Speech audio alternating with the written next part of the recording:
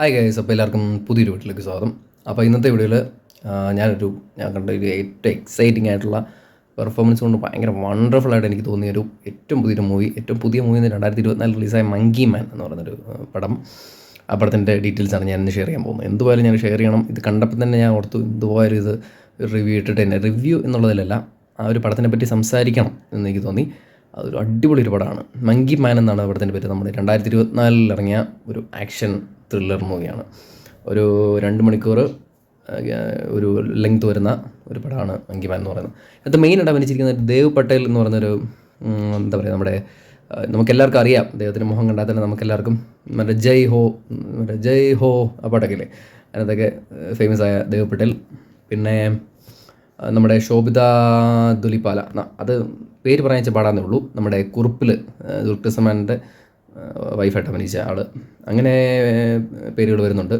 പിന്നെ കുറച്ച് പേരുകളൊക്കെ വരുവാണെങ്കിൽ മഖറാൻ ദേശ്പാണ്ഡെ, അദ്ദേഹത്തിൻ്റെ ഒരു നമ്മൾ മലയാളികൾക്കൊക്കെ മനസ്സിലാവണമെങ്കിൽ നമ്മുടെ പുലിമുരുകനകത്തിൻ്റെ കാട്ടിലെ ആ പുള്ളി ഉണ്ടല്ലോ, തോക്കൊക്കെ പിടിച്ച് നടക്കുന്നത്, അങ്ങനത്തെ കുറച്ച് കാസ്റ്റൊക്കെ ആയിട്ട് വളരെ അടിപൊളിയായിട്ട് വരുന്നൊരു പടം തന്നെയാണ് മങ്കി മാൻ എന്ന് പറയുന്നത്.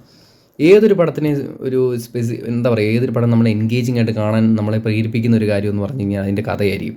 പക്ഷേ ഇതിൻ്റെ കഥ എന്ന് പറഞ്ഞു കഴിഞ്ഞാൽ വളരെ ഇൻട്രസ്റ്റിംഗ് ആയിട്ടുള്ള കഥയാണ്. നമ്മൾ ഒരുപാട് സിനിമകളിൽ കണ്ട് പഴകി വരുന്ന ഒരു കഥാരീതിയാണ് ഇതിലും ഫോളോ അപ്പ് ചെയ്തിരിക്കുന്നത്.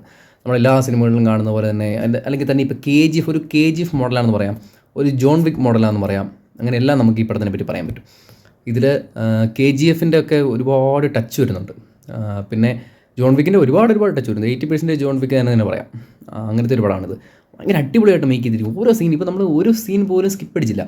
ഒരു 10 സെക്കൻഡ് അപ്പായിട്ട് നമ്മൾ ഒരു സീൻ പോലും സ്കിപ്പ് അടിച്ചതിനെ കാണാൻ നമുക്ക് തോന്നില്ല. അത്രയ്ക്ക് അടിപൊളിയായിട്ടാണ് ഇത് മേക്ക് ചെയ്തിരിക്കുന്നത്. എല്ലാം ഓരോ സീനും ഭയങ്കര എൻഗേജിങ് ആയിട്ട് നമുക്ക് ഓരോ സീനും ഇനി ഇരുന്നിരുന്ന് നമ്മളിങ്ങനെ കാണാൻ വേണ്ടി പറ്റുന്ന അടിപൊളി. എന്താ വെച്ചാൽ ഒരു Indian John Wick movie, Dev പട്ടേലിൻ്റെ ഒരു ഇന്ത്യൻ ജോൺ വിക്ക് മൂവി. അടിപൊളി. അതായത് എന്താ ലുക്കാണെന്ന് അറിയാം, നമുക്ക് കണ്ടുകൊണ്ടിരിക്കാൻ തോന്നുന്നത്. സ്ക്രീൻ പ്രസൻസ് എന്ന് പറഞ്ഞാൽ അന്യായമാണ്. കാര്യം ഈ പടത്തിൻ്റെ ഒരു 90% ഓരോ സീനിലും ദേവ് പട്ടേൽ ഇല്ലാത്തൊരു സീനില്ല, എല്ലാ സീനിലും ഉണ്ട്. പിന്നെ ഇദ്ദേഹത്തിൻ്റെ ഒരു സർവൈവൽ, അല്ലെങ്കിൽ ഇതിനൊരു സ്റ്റോറി ലൈൻ പറയാതെ പറയുകയാണെങ്കിൽ എന്താണെന്ന് വെച്ച് കഴിഞ്ഞാൽ, ഒരാൾക്കും ഉള്ളതുപോലെ തന്നെ, എല്ലാ നായകന്മാർക്കും ഉള്ളതുപോലെ തന്നെ ഒരു എന്താ പറയുക, ഒരു കഷ്ടപ്പെട്ട ഒരു ഫ്ലാഷ് ബാക്ക് ഉണ്ടായിരിക്കും.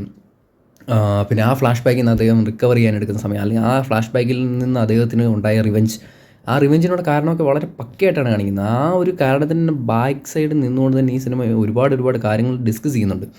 ഈ പടം കാണുമ്പോൾ എന്തുവരെ നിങ്ങൾക്കത് മനസ്സിലാവും, ഉറപ്പാണ്. പിന്നെ കാസ്റ്റിംഗ് എന്ന് പറഞ്ഞാൽ അടിപൊളിയാണ്. പിന്നെ ഒരുപാട് ഇംഗ്ലീഷ് ലാംഗ്വേജാണ് മിക്കവാറും എല്ലാ സീനും തന്നെ യൂസ് ചെയ്തിരിക്കുന്നത്. അപ്പോൾ അതുകൊണ്ട് തന്നെ എല്ലാവർക്കും ഇത് മനസ്സിലാവും. ഇപ്പോൾ ഈ ഹിന്ദി ലാംഗ്വേജ് ഒരുപാട് അറിയില്ലാത്ത ആൾക്കാരാണെങ്കിൽ പോലും ഇത് പെട്ടെന്ന് നമുക്ക് മനസ്സിലാക്കി എടുക്കാൻ പറ്റും. ഒരു ഇന്ത്യൻ ജോൺ വിക്കുന്ന ഒരു സംശയമില്ലാതെ പറയാൻ പറ്റും. ഓരോ സീൻ എന്ന് പറയുമ്പോഴത്തേനും അടിപൊളിയായിട്ട് ഇങ്ങനെ നമ്മളിങ്ങനെ എന്താ പറയുക, ഇത് എന്തുപോലെ ഈ ഒരു പടം നമ്മൾ കണ്ടു നോക്കാം. മങ്കി മാൻ എന്ന് പറയുന്നത്, ഞാനോർത്ത് ഈ ഒരു ടൈറ്റിലും ഒക്കെ കണ്ടു കഴിഞ്ഞപ്പോൾ ഞാൻ ഓർത്ത് എന്തെങ്കിലും ഒരു ടച്ചുള്ള ഒരു പടം, അല്ലെങ്കിൽ നോർമലായിട്ട് നമ്മൾ കണ്ടിട്ടുള്ള ഒരു പടം, നോർമലായിട്ട് നമ്മൾ കണ്ടിട്ടുള്ള സ്റ്റോറി ലൈൻ തന്നെയാണ്. പക്ഷേ ഇദ്ദേഹത്തിൻ്റെ പെർഫോമൻസ് ഒരു രക്ഷയില്ല. ഇതൊക്കെ എങ്ങനെ അഭിനയിക്കാൻ പറ്റുന്നതാണ് ഞാൻ ഓർക്കുന്നത്. രക്ഷയില്ല. കണ്ണുകൊണ്ട് വരെ അദ്ദേഹത്തിൻ്റെ മനസ്സിൽ തോന്നുന്ന ഇമോഷൻസ് നമ്മളെ ഫീൽ ചെയ്യിപ്പിക്കാൻ വളരെയധികം സാധിച്ചിരിക്കുന്ന, അല്ലെങ്കിൽ സമൂഹത്തിൻ്റെ ഒരു വലിയവൻ ചെറിയവൻ എന്നൊക്കെ ഉള്ള തട്ടൊക്കെ ശരിക്കും അറിയിക്കുന്ന ഒരു പടം തന്നെയാണ് മങ്കി മാൻ എന്ന് പറയുന്നത്. എന്തുപോലെ ഇത് കണ്ടിരിക്കുക. പിന്നെ ഇതിൻ്റെ ബാക്ക് സൈഡിൽ ഒരുപാട് മാഫിയ ബിസിനസ്സിനെ പറ്റിയൊക്കെ ഇത് ചർച്ച ചെയ്യുന്നുണ്ട്. പറയാതെ പറയുന്നുണ്ട്. ഒരു മാഫിയ ബിസിനസ്സിൻ്റെ ഒരു ലിങ്ക് കൊടുക്കുന്നുണ്ട്. അങ്ങനെ പിന്നെ ഒരു ബ്ലഡി മൂവിയാണിത്. എന്ന് വെച്ചാൽ എല്ലാ സീനിൽ നമുക്കൊരു കുറേ ബ്ലഡ് ഷെഡിങ്ങും എല്ലാം കാണാൻ പറ്റും. അതുകൊണ്ട് അങ്ങനെയുള്ള എന്താ പറയുക, അങ്ങനെയുള്ളവരൊക്കെ കാണുക, മനക്കട്ടിയില്ലാത്തവർ കാണാതിരിക്കുക. അങ്ങനെയുള്ളൊരു പടമാണ് മങ്കി മാൻ എന്ന് പറഞ്ഞത്. എന്തുപോലെ ഈ പടം നിങ്ങളൊന്ന് പോയി കണ്ടു നോക്കാം. ഇതുണ്ട്, നെറ്റ്ഫ്ലിക്സിലൊക്കെ ഉണ്ട്.